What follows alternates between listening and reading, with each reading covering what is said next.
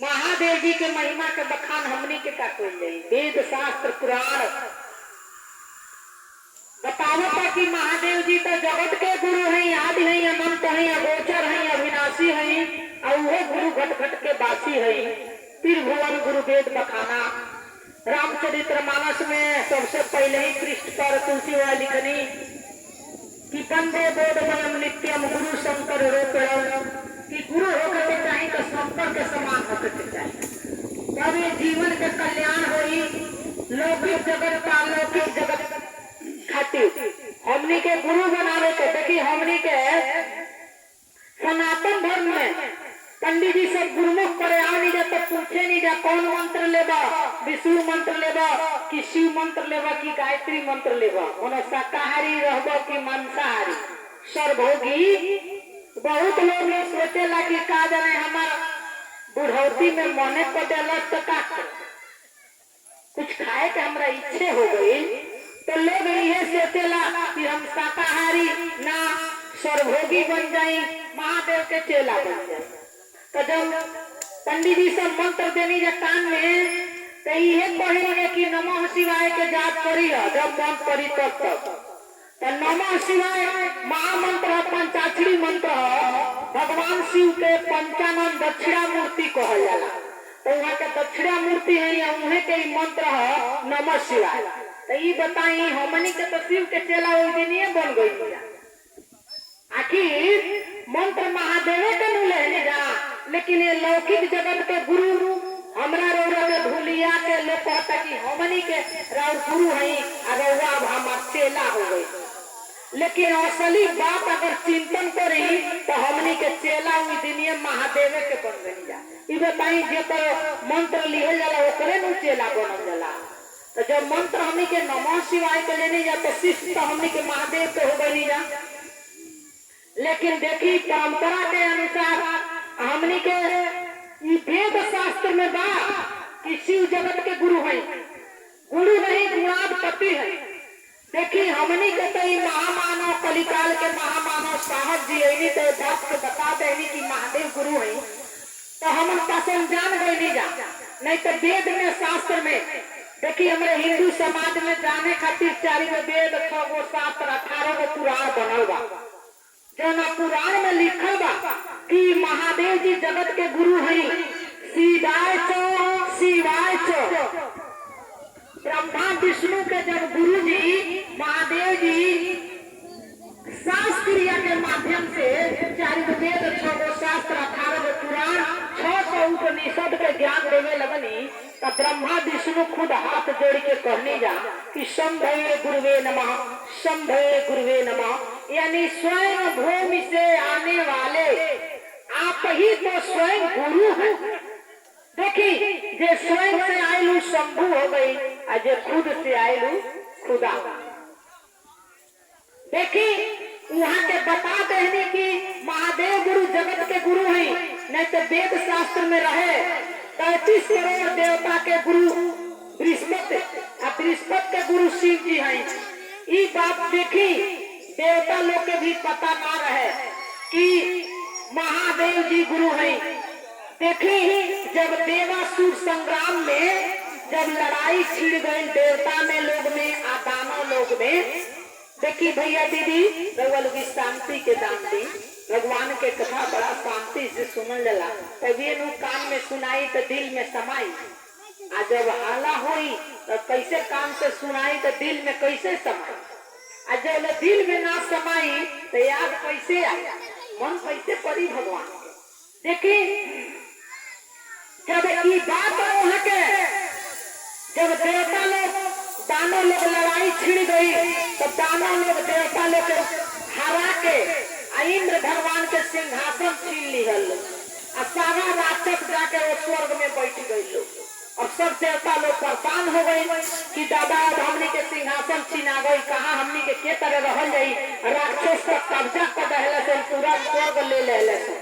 देखी ओकरा बाद यहाँ लोग अपना गुरु के लगे गई लोग कहले कि हे गुरु जी शास्त्र में लिखल बा कि गुरु अपने शिष्य के उपाय होला, यानी समस्या के समाधान करेला। तो रउआ हमनी के गुरु हई, हमनी के समस्या के समाधान करी और रउआ बताई कि हमनी के कौन उपाय करी जाकि राक्षस हार जा सके। तो देखी कृष्ण महाराज जी के मन में ही ना भाव आई, इस समझ में ना आई कि ये लोग के कौन हम संतावना दी। तो देखी वो लोग के कहतन है कि चली लोगी महादेव जी के लगे कैलाश पर्वत पर। अभी नहीं खन कहती हमरा गुरु जी के लगे चली लोगी। देखी कि ई लोग के जान जाई लोग। अब देखी सब देवता लोग के लेके जब वो कैलाश पर्वत पर जात रहनी तो इंद्र भगवान आगे आगे जात रहलन अपन वज्र लेके। उनका अंदर अहंकार हो गई रहे। तो जेकरा अंदर मन में अहंकार हो जाएगा भगवान के दया ना हो। तो भोले बाबा जब देखनी तो उनका परीक्षा लेवे खातिर का कहनी कि एगो साधु के भेष बना के कैलाश पर्वत पर पहुंची। मनो जो है रास्ता से कैलाश मार्ग में जाए रहे वही रास्ता। अभी इंद्र भगवान क्रोध में रहले अहंकार में कहले है साधु बाबा हटा हमनी के भोलेनाथ के लगे जाए के बड़ी भारी समस्या में फसल बनी जा। हड़बड़ गड़बड़ कोनो रहेला नहीं तो लोग के खीस अहंकार दिमाग पर आ जाला कुछ भी बोल दे। अब वहाँ के जब हटत नहीं थी तो सोचे पने अपन वज्र उठा के इनके मार दे। जब वज्र के उठावत है तो वज्र टूट जाता है अपना मन से। और जब टूट जाता तब पीछे बृहस्पति महाराज जी रहने देखे नहीं। बृहस्पतिवार के बहुत लोग गुरुवार भी कहला कि आज गुरु के दिन यानी वहाँ के 33 करोड़ देवता के गुरु बृहस्पति जी हैं। तो वहाँ के मुख से निक गए कबो कबो सच्चाई के बात है दिल से जुबान पर आ जा। वहाँ के कहनी कि बाप रे बाप वज्र के टूटल आसान नहीं के यू तो हमारा गुरु के कमाल। वहाँ के कोई नहीं कि तो हमारा गुरु के कमाल हो। तो उस दिन देवता लोग के पता चल गई कि दादा रे हमनी के यहाँ के गुरु बनोले बनी जा। तो ज्ञान यहाँ के हेतना देवता के गुरुवाई करतनी आ यहाँ के गुरु महादेव जी के बनोले बनी। यहाँ के महादेव जी के शिष्य हई तो भी इतना ज्ञान यहाँ के लगे बा महादेव जी से ही ज्ञान ले ले बनी गुरु मानी के। तब हमनी के सब देवता लोग के गुरुवाई करत। देखी जब वहाँ के पहुंचनी तब भगवान भोलेनाथ अपना रूप में आ गई। जब वहाँ के क्षमा मांगे लगनी गुरु बृहस्पति महाराज कि हमारा शिष्य लोग से गलती हो गई महादेव जी रउआ क्षमा प्रदान करी। और रउआ लगा हम यही खातिर आयल बनी कि देवता लोग के पताल लोग के राक्षस आके ये लोग के सिंहासन छीन ले वालो और सब स्वर्ग पर कब्जा कर दे वालो। ये देवता लोग कहाँ रही? ये लोग के समस्या का समाधान बता दीजिए कैसे समाधान हुई। तो वो मेरा भोलेनाथ जी कहनी कि जाए लोगी एगो हमार शिष्य बाने जेकर नाम दधीच ऋषि हो। उनके हड्डी आई और उन पर जब हड्डी आई तो वही हड्डी से धनुष बनी तब लड़ाई हुई तब जाके वो राक्षस हरिये सुनेगा हारे मान के नहीं खे बतावनी। तो वो बेरा देखी त्रेता द्वापर सतयुग मिला के महादेव जी के एक जने 112 शिष्य रहे लो जिनमें परशुराम अगस्त वशिष्ठ ये सब लोग महादेव के चेला रहे। दधीच ऋषि राजा जनक जी ये सब लोग महादेव जी के शिष्य रहे। देखी अब ये बात के जब वहाँ के कहानी तो सारा देवता लोग गई लो दधीच ऋषि के लगे कहल लो कि महादेव जी के आदेश बा कि रउरा हड्डी के हमनी के चाहिए। तो वहाँ के कहनी कि इस शरीर वो महादेव के दिहल हो अगर उनकरे सेवा में इस शरीरिया समर्पित हो जाई हमार सौभाग्य बा कि हम वो गुरु खातिर हमारी शरीर कामे आवता। हमनी के महादेव जी के चर्चा करत जा तो समझ नहीं की जा पावत कि महादेव जी के दिहल मुख शरीर बनावल हो। तो वहाँ के हमनी के गुरु कार्य करतनी जा तो समर्पित भाव से प्रेम से रही जा। कहे कि गुरु के गुरु कार्य करतनी जा गुरु के कार्य करतनी जा। वहाँ के दिहल ई शरीर हो वहाँ के बनावल ई शरीर हो वहाँ के हवा पानी धरती आकाश से हमनी के रहतनी जा। वहाँ के गुणगान हमनी के करे में इतनी दिक्कत बा। देखी तो दधीच ऋषि अपने शरीर के लेट गई या कोनी हमरा जिंदे शरीर पर नमक छिड़क दे लो मांस गल गई उनका हड्डी के लेके पहुंच गई। देखी जब ई लोग के हड्डी से धनुष बनल और वही धनुष से जब लड़ाई हो गई तो देवता अब राक्षस मरे लगले सन, भागे लगले सन, आ देवता लोग अपन अपन सिंहासन ग्रहण करे लगल। तब सब राक्षस जब हारे मरे लगले सन तो उ राक्षस के गुरु, उस सारी राक्षसन के गुरु शुक्राचार्य जी रहे। तो शुक्राचार्य जी के लगे जाके सब राक्षस पहुंचल लोग कहते लो कि देखी रउआ हमनी के गुरु हई, आ गुरु के काम हो कि अपना शिष्य के समस्या के समाधान करे। देवता लो हमनी के मारत लो, हमनी के मदद नहीं जा, रउरो हमनी के गुरु हई, ओ लोग के गुरु तो लोग के उपाय बन गइले, रउआ हमनी के गुरु हई, हमनी के उपाय बनी। तो देखी उहो शुक्राचार्य सब राक्षसन के लेके महादेव जी के लगे जाता आ कहतन कि हे महादेव जी रउआ हमार गुरु हई, हम हे राक्षसन के गुरु हई, ये समस्या के समाधान हमरा से नहीं के हो, रउआ हमार गुरु हई तो हमरो समस्या के हल करी। तहिया राक्षसन के ई बात पता चलल कि रे दादा ई तो हमनी के गुरु हुए, आ इनकर गुरु महादेव जी हई। आई ये महादेव जी के गुरु बना के इतना बड़ ज्ञानी सिद्धि प्राप्त कैले बने, तो हमनी के सब राक्षसन के गुरुआई करते। ओई दिन वो लोग के पता चलल, मन पड़ल, सुनला से याद आई। तब शुक्राचार्य जी कहनी जब ये बात, तब महादेव जी देखी सबके एक समान वहां के जानी ले, चाहे देवता होके चाहे दानव होके, जे भी वहां से प्रेम करेला तो वहां के सबके देखी। जब शुक्राचार्य जी बात कहनी तो बाबा भोलेनाथ उनकरा के संजीवनी मंत्र दे दे, शुक्राचार्य के संजीवनी मंत्र दे देनी।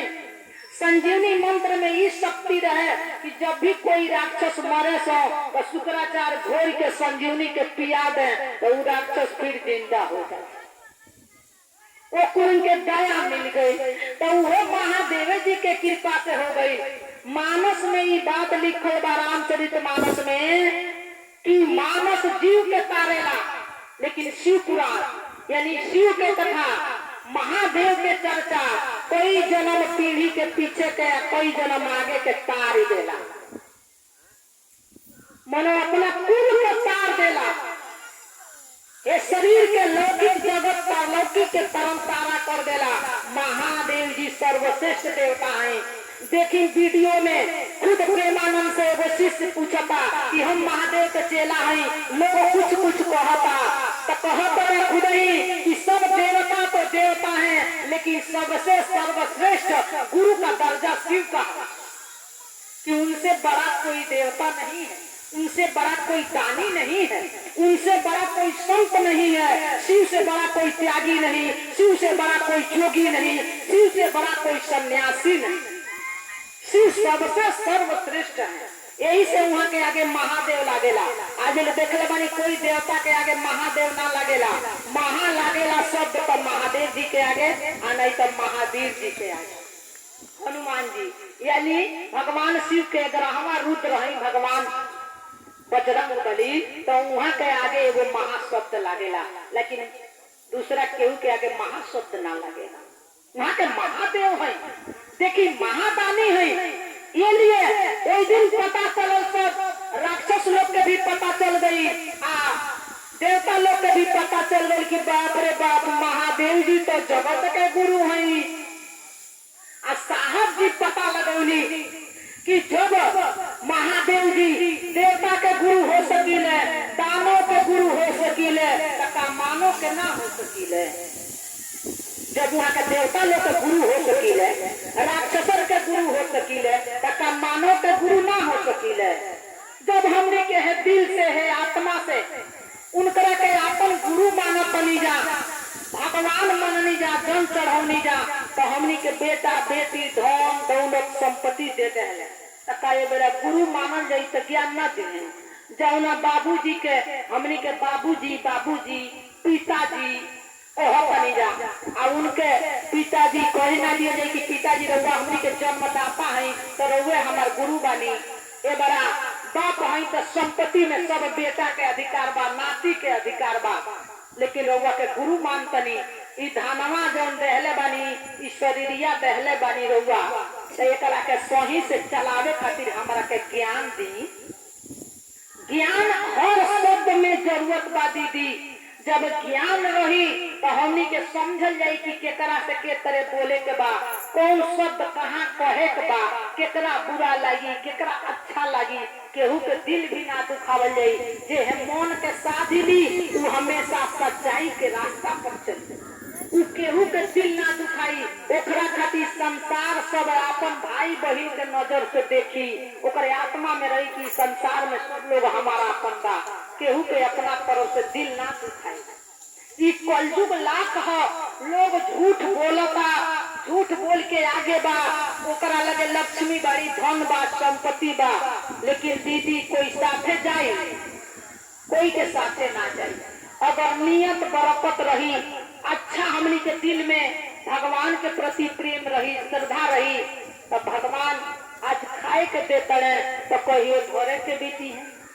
उनका तो भरोसा रखल जाए, विश्वास रखल जाए। लेकिन लोग के दिल टूट जाता कि लोग झूठ बोले वाला, गलत काम करे वाला, दूसरा के निंदा करे वाला, दूसरा के बुराई करे वाला आगे बा, ओकर लगे धन बा, ओकर लगे पैसा बा, ओकर लगे अहंकार बा, अच्छा आदमी के भी बुरा बना देता। तो ऐसे तनी है दिल में भक्त के या संत के दुख होला कि हम इतना अच्छा बाने, हमार दिल इतना अच्छा बा, हम केहू के बुरा नहीं की सोचत, सबके भला करतनी, ओकरा बावजूद भी लोग बुरा कहता, तो ये बाती के तकलीफ होला। भगवान भोलेनाथ कहनी गुरु के शास्त्र में कि ऐसे घबराइल ना जाला, जे भगवान के शिष्य हो जाला, जे भगवान के भक्त हो जाला, तो भगवान ओकरा के तपावे ला नागी में। अरे खुरपी हंसुआ कुछ बनावे के रहेला तो लोहरा आगी में खूब धिकावेला कि ना, खूब ओके गरम करेला, तो इतना बड़ा हथौड़ा से खूब पीटेला, तो जाके बढ़िया से सामान चाहे हंसुआ बनावे, खुरपी बनावे, कोई भी बनावेला, तो संसार में काम लोग करेला। वही ना भगवान से जे जुड़ जाला ओकर लोग अच्छा भी कहेला, तो कोई ओकर निंदा भी करेला, ओके बुरा भी कहेला। तो ये सब दिल में सहे के चाहे और शक्ति से मांगे के चाहे कि हे भगवान, लोग लाख भी बुरा सोचता, हमार लगे इस शक्ति दो कि हम ओकर बुरा कभी न चाहे। आ जब दूसरे के हमनी के भला सोचल जाई तो भगवान हमनी के भला करी। कर भला तो हो गला, परहित सेवा धर्म नहीं दूजा, एक दूसरा से प्रेम कल जाई, जीवे शिव हुए। जब एगो जीव से प्रेम कल जाई तबे नु शिव से प्रेम हुई। सब है मूर्ति भगवान के बनावल है ना। मूर्ति बनाने वाला एक बार कहलस कि ए भगवान, तुमसे बड़ा तो मैं हूँ। तो भगवान कहनी अरे कैसे तू बढ़न हो गया, तू तो हमार बनावल हो। तो कहलस कि हे भगवान, अबे रउआ के बतावतनी के तरिया कि रउआ जे के बना के भेजनी, मनो हमके बनौनी, माता पिता के बनौनी, भाई बंधु के बनौनी, पड़ोसिया के बनौनी, सारा संसार तो रउरे बनावल हो। लेकिन हम माटी के सानी देले, आ पुअरा के बानी देले, मटिया ऊपर छाप देले, आ पेंटे से रंग देले, दुर्गा जी के मूर्ति बना देले, हनुमान जी के मूर्ति बना देले। तो राउर बनावल का मूर्तिया ऊपर ढल ढल के पूजा करेला, ढल ढल जाला, गोरवा पर ढल ढल जाला, हमारा बनावल का मूर्तिया पर साक्षात मूर्ति माई बाप के बनौले बानी, माई बाप के सेवे ना करेला, माई बाप के गोरवे पर ना ढहेला, हमारा बनावल का मूर्तिया पर जाके 9 दिन ठह जाला। जब नवरात्र आवेला तो रोज ठह जाला वो मूर्तिया पर। तो बताई ना रउसे पर हम तो हम ही पानी कि हमारा बनावला मूर्ति पर लोग ढल ढल जाला। भगवान कहनी कि सचरे कलयुग के रीति, अरे कलयुग में इहे होई। भगवान जोड़ी सबके ना लगावेला, कोई के पत्नी अच्छा तो पत्नी पति अच्छा ना, कोई के पति अच्छा बा तो पत्नी अच्छा ना। ये सब दुनिया में होता, भाई अच्छा तो और पड़ोसिया अच्छा ना। ये जोड़ी सटीक नहीं है। आग के साथे पानी, पानी के साथे आग। भगवान वही ना जोड़े लो कि एगो पानी से एगो आग तो जाके समरी, कोई तो संभाले के चाहिए। घर परिवार में देखत नहीं, कोई के बहू खूब अच्छा बिया तो सास अच्छा नहीं है, वो हमेशा वही बहू के बुराई में लागल रहती है। आ कोई के अगर सास अच्छा भी है तो बहू अच्छा नहीं के हमेशा सास के विषय में लागल रहती है। देखत नहीं नु संसार में ये नहीं होता, पड़ोसिया अच्छा बात है, वो पड़ोसिया वही फेरा में लागल रहता।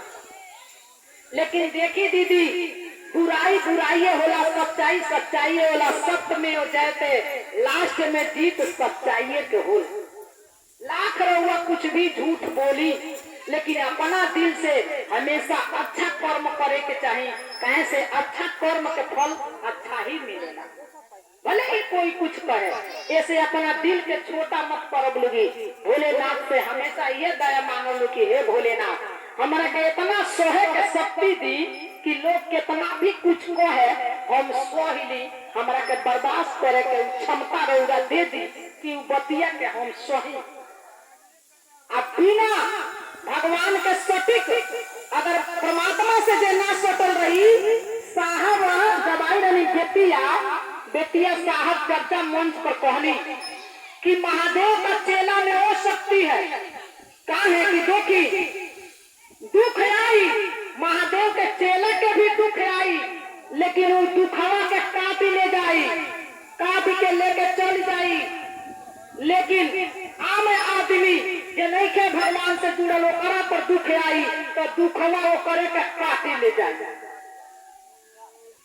कहे से कि ओकरा सहे के शक्ति ना रही, बर्दाश्त ना करी, कोई के बात के दिल से लगाई, फांसी पर चढ़ जाई, सूली पर चढ़ जाई, ट्रेन से कटाई, जहर खाली, माहौर खाली, यही न मर जाई, दुनिया के पतन हो जाए।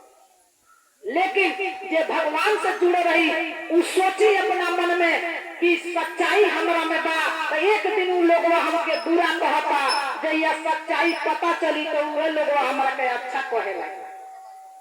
तई हम बतिया के इंतजार करी, काहे खातिर हम अपना के दुख देवे जाए, अपना शरीर के अपना मन के दुख काहे के दी। आज जे बुरा कहता काल पहले उहे दुनिया अच्छा कहे लगे। तो जब हम समय के इंतजार करे रहे तबे न देखे, तो ई बतिया भगवान से जे जुड़ रही से करा दिमाग में आई। आ जरा भगवान पर भरोसा ना रही, उ महादेव के शिष्य ना रही, महादेव पर विश्वास ना रही, से कोई न कोई गलत कदम उठा दी। बुरा करी से पर बुरे होई, बुरा कदो केहू के सोचे के ना चाहिए। लेकिन ई बाकी कोई कोई के चरित्र में होला कि उ जौले केहू के बुराई ना करी तो ओकरा पेट के खाना ना पची। इस संसार में बा, लेकिन साहब यही के रोके खातिर कहनी कि ए मेरे भाई, ए मेरे बहना, महादेव का चेला बन जाए। जब चेला लोग बन जाई तो महादेव जी के दरबार में देखत नहीं, महादेव जी के सवारी बसहा बैल हो, माता जी के सवारी बाघ हो, गणेश जी के सवारी चूहा हो, अरे मूस हो, कार्तिक जी के सवारी मोर हो। ई बताई ई सब अलग अलग रूप के बालो की ना। अगर बाघ देख ले बैल के तो खाघारी तुरंत खाघारी की ना, बाघ बैल के देख ले तो खाघारी। अब बाबा भोलेनाथ के गले के हार सांप हो, सांप अगर चूहा के देख ले तुरंते खाघारी। आ देखी आ मोर अगर सांप के देख ले तो सांप के खाघारी मार दी की ना। सब एक से एक दुश्मन जीव बा, लेकिन महादेव जी के दरबार में सब एके लगे बा, एके लगे बैठता, सुतता, खाता, पियता। वो लोग में तो कोनो घीरा नहीं थे, जलन नहीं थे। मोरवा पर चूहा ठिठोली करता, अब बाघवा पर मोरवा चढ़ जाता, एक जगह सबे बैठल बा। ई केकरा दरबार में बा? महादेव जी के दरबार में बा। बाकी ना इस सब चीज महादेव जी के दरबार में, यानी अलग अलग जीव रह के भी महादेव जी के दरबार में प्रेम बा, भाव बा, श्रद्धा बा। तो साहब सोचनी कि जब लोग महादेव के चेला बन जाई तो लोग कहेला कि जैसन गुरु वैसन चेला, मगले गुरु को ले अलन ढेला। साहब जी ये बनी कि करब खेला तो धोइब ढेला आ कबो न बनब महादेव के चेला। तो जब महादेव के चेला लोग बन जाई तो जैसन गुरु के जैसन कहीं चेला हो जाई। साहब के देखी मानसिकता ही रहे कि एगो ड्राइवर के साथ एगो लड़का रहे लगला तो ड्राइवर हो जाला, एगो साइकिल बनावे वाला के साथ रहेला तो साइकिल बनावे के सिखा देला, ओकरा जैसन गुण ओकरे में आ जाला। मास्टर के लड़का पढ़ाता तुम देखा देखी मास्टर हो जाला, डॉक्टर के लड़का डॉक्टर हो जाला साथे रहला से। तो साहब सोचनी कि अगर लोग महादेव के चेला बन जाई तो कहीं महादेव जैसन विचार ओकरो घर में आ जाए, ओकरो घर में प्रेम होके लगी। हमनी के दुइयो गो जीव बनी जा, नर और नारी, लेकिन हमनी में प्रेम नहीं है। और वहाँ के दरबार में 5 गो जीव बा, 5 कलर के, 5 रंग के, 5 जात के, लेकिन फिर भी महादेव के दरबार में प्रेम बा। और हमनी के 2 जने जात बनी जा, नर एगो नारी, तो हमनी में प्रेम नहीं के। दूसरा के देख के जलन बा, दूसरा के बुराई एने ओने करत तनी जा। ई बात गलत, ई सब ना करे के चाहिए, कभी भी कोई के ना करे के चाहिए। साहब इहे कहनी कि कोनो भी बात अपना दिल में सोच के समझ के रहे के चाहिए। यही खातिर साहब कहनी महादेव जी के देखी ले कितना अस्थिर वहां के रही ले, शांत बैठल रही ले महादेव जी। वही से साहब कहनी कि जब महादेव के लोग चेला हो जाई तो कहीं महादेव जी जैसन गुण लोग में होखे लगे। महादेव जी त्यागी है, दानी है, सबके दे देनी, लेकिन अपना खातिर का रख ले बने। कुछ आज ले अपना खातिर रखनी, न धन न दौलत न कोठा न अमारी, कोई चीज ना रखनी। और लोग मांगो तो रावण के सोने के लंका दे देनी, भस्मासुर के भस्म करके वरदान दे देनी, भगवान विष्णु के सुदर्शन चक्र शंख दे देनी, जब समुद्र मंथन करौनी तो लक्ष्मी जी के दे देनी, देवता लोग के कल्प वृक्ष दे देनी, इंद्र के हाथी दे देनी, राजा बलि के घोड़ा दे देनी, सारी चीज 14 गो रत्न में 13 रत्न सब देवता दानों में बांट देनी। लेकिन जब 20 हाला हल निकल तो केहू तो बखरा ना लगावलू, केहू ना लियो, केहू ना लियो, लेकिन वहां के 20 के अपना अंदर ग्रहण कर लेनी। ये संसार के बचावे खातिर, ये दुनिया के बचावे खातिर कंठ नीला हो गई, एगो नाम भोले बाबा के नीलकंठ। तो दुनिया के रक्षा करे खातिर वही साहब कहनी कि जब महादेव के चेला हो जाई तो सबके क्रोध के पीघारी, सबके बुराई के पीघारी, सबके अहंकार के पीघारी, पर अपना अंदर को वो अहंकार ना करी, कहीं के शिकवा शिकायत में ना करी। एक दिन न एक दिन जीत सच्चाई के, पर विश्वास भरोसा करे के चाहिए। दीदी अगर रउआ के कोई कुछ कोई भी देता तो सब भोले बाबा के सौंप दी। रउआ एगो बात कही दे तब बात से बात हो जाला, तब बराबर हो जाला, लेकिन महादेव जी से कही दे तो ऐसा सजा दी है कि उनका लाठी में आवाज नहीं हो। जब रउआ के सजा देवे लगी है तो बनल बा जाए, बिगड़ जाये तो लाइने से बिगड़ जाये, सारी अहंकार खत्म हो जाए। तो बस भगवान पर भरोसा रखे के चाहिए, विश्वास करे के चाहिए महादेव जी पर। जब भरोसा विश्वास हमनी के अटल रही तो एक न एक दिन महादेव के दया जरूर हुई। बेटा बेटी नहीं कमात, कहीं बेटा बेटी के ही कमाई में सब बरकत महादेव जी दे दी है तो वही से रउआ सब चीज हो जाये। आ धन दौलत खातिर का मरो, कोई खेत बनावता, घर बनावता तो कोई लेके जाये, लेके ना जाये, सब यही रह जाये। लेकिन लोग के अंदर हाय हाय लागल बा, हाय रे धनमा, हाय रे धनमा। धन लेके जाए के नहीं के दीदी, इंसानियत रही, एक दूसरा से रउरा प्रेम कैले रहो तो रउरा गईले के बाद भी लोग राउर नाम ली। देखे नी गाँव में 1 का 2 का लोग होला, अगर कोई मर जाला तो गांव समाज के लोग देखे जाला, तो देख के अगर रास्ता में जाला तो कहेला बड़ा अच्छा रहा हम बेचारू, आज केहू के तूर के ना बोले रहा, केहू के बड़ा पकड़ी में मदद कर देते रहा, लोग नाम लेला। वही का गाँव टोला में कोई औरी मर जाला, लोग देखे जाला, देख ही लेला, लेकिन रास्ता में जाला तो कहला अरे दादा, अरे जाए चल गई तो ठीक गई, टोला सल हम तो हो। अब बताई कोई वैसनो ये दुनिया में लोग बा, कोई बा देखी मदद केहू के कर दे के चाहिए। अगर रउआ मदद करतनी तो कहीं न कहीं लौट के रउआ लगे आ जाए। रउरो बाल बच्चा के केहू मदद कर दी, केहू मदद जरूर कर दी। भगवान भेजती हैं केहू केहू के भेज नहीं। अगर रउआ केहू के मदद नहीं की करत तो रउरो मदद करे के कोई तैयार ना हो। ई जान जाए भी आजमा के देखो। अगर रउआ के झूठ बोलतनी कोनो शब्द में उल्टा सीधा कह देतनी, ई शोध भइल बा, वैज्ञानिक भी शोध कइले बा कि 21 दिन अंदर उ जबान के बातें ब्रह्मांड में गूंजेला और फिर उ आके रउए लगे वापस आ जाला। कबो आजमा के देखम कि केहू के अगर रउआ झूठ बात में कोनो शब्द कह देतनी, अब ओकरा दिल में तकलीफ लग जाता अपने आत्मा से, तो उहे बतिया कबो न लौट के रउए लगे जाई। केहू के रउआ कुछ कह दी और रउआ उतने दुख लागी कि जितना अपना दुख लागत। ई रउआ आजमा के देख लेम दीदी, बिल्कुल सच बात है। इहे सत्संग है दीदी, यही के सत्संग कहल जाला कि सठ सुधरी सत्संगत पाई। दीदी ये शरीर के धोए खातिर कितना सेंट साबुन बा, धो लियल जाई, लेकिन ये मनवा के धोए खातिर कोनो साबुन बा? यह बतिया के रामचरितमानस में तुलसी वाली खनी कि बिनु सत्संग विवेक न होई आ गुरु के कृपा बिनु सुलभ न होई। कि बिना गुरु बनौले ये जीवन के सुलभ ना होई कभी। आ कहीं भी देखो बिना महादेव जी के नाम ले ले कोई के यज्ञ भी पूरा ना होला। केहू कितना भी यज्ञ करावेला, लेकिन लास्ट में जरूर कहला कि हर हर महादेव। कि महादेवे आई है तो सबके दुख हरी है। महादेवे जी में वो शक्ति बा कि सबके कल्याण करी है। शिव पुराण में भी लिखल बा कि शिव शब्द ही कल्याणकारी है। जे शिव के स्मरण करेला, शिव के शरण में रहेला, ओकर हमेशा कल्याण होगा। तो हमनी के धन धन का कहतनी लोगी, अगर ये जीवन बा तो हमनी के अच्छा कर्म कैले बनिया तो 184 में भ्रमण ना करे करी।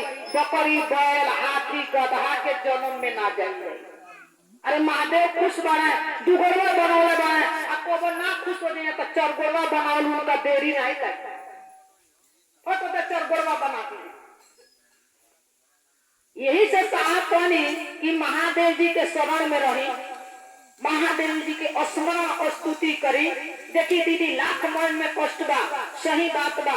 आदमी झूठ कोनो भी बात बोलेला तो सच्चा आदमी के दिल में तकलीफ लागेला, लेकिन अपना दिल के समझावे के चाहे कि चाहे लोग कुछ भी कहे। आज से संत महात्मा जे भी ऋषि महर्षि भइल बा ओकरा के लोग बुरा ही कहलेगा, अच्छा नहीं के कहले। लोगों को बुरा कहना दुनिया की पुरानी आदत है। ईसा मसीह जब अच्छा बात कहे लगल तो उनके वो बेरा के लोग सूली पर चढ़ा दी हो। सूली में ईटा पत्थर से लोग मार के मक्का मदीना भगा दी हो। जब इस्लाम